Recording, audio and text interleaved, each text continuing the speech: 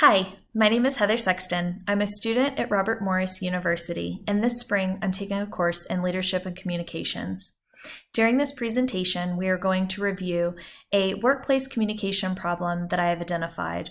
We're going to go over a few solutions that I think might help us get back on track, and then we're going to discuss the item that I think should get the highest priority.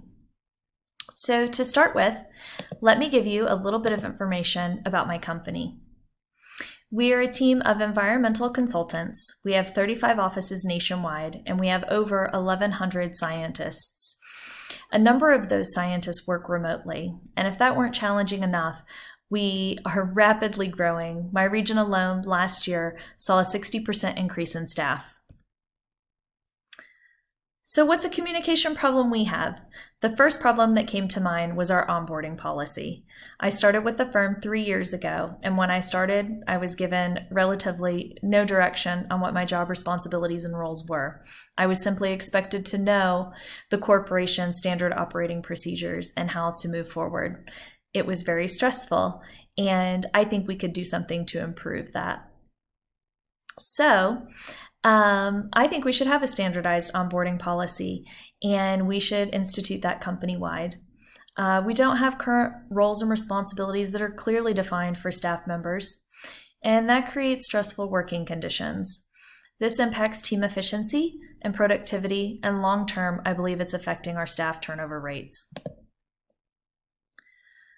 So what should our goals and priorities be? I think our biggest goal and priority should be reducing the amount of stress that staff feel in their job. And I think streamlining the onboarding process could really help out. I think that having a defined onboarding process would allow us to have our new employees settling into their roles sooner. I think they would have a greater sense of belonging to the team and company, and I think that you would see increased staff retention long term. So what do I think some potential solutions are? I think the first thing that we need to do is work on that increased team communication. We need to open those lines of communication. We need to define those roles and responsibilities so that we're not stepping on each other's toes or letting items fall through the cracks. I think another thing that we could look at is we could look at standardizing our onboarding materials and distributing those company-wide. This would allow us to be streamlined and efficient as a corporation. I think that formalizing our onboarding process and setting up progress evaluation check-ins would allow the supervisors to make sure that new hires are feeling utilized and like they are a part of the team, and that they're getting the necessary training that they need for equipment utilization or computer software.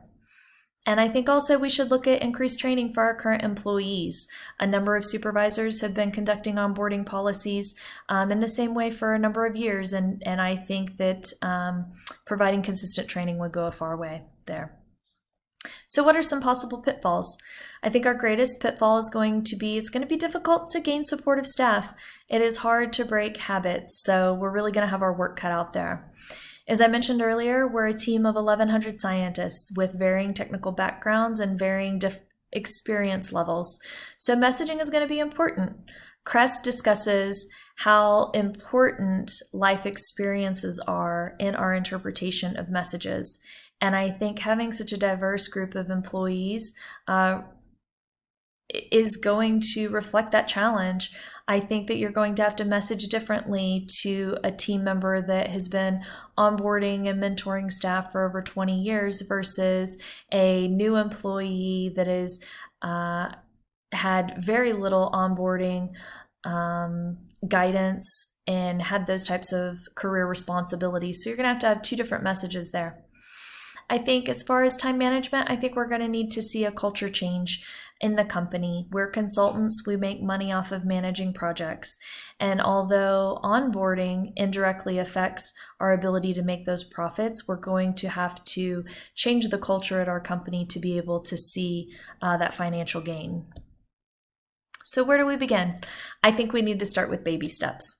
I think that scheduling an initial team meeting in the Pittsburgh office for supervisors and administrative support staff to discuss what we're currently doing, where we need to improve upon, Defining those roles and responsibilities as a group so that we're not tripping over each other or letting items fall through the cracks is going to be important. And I think that this initial meeting and subsequent follow-up meetings are really going to be important for establishing that team trust to be able to hold each other accountable. Team accountability is important, and if we don't hold each other accountable, then I think we're going to continue to see the same onboarding struggles that we currently have and have had for a number of years. So with that, I thank you. I look forward to hearing your feedback on the identified problem and the proposed solutions, and I hope you've enjoyed the presentation. Thanks.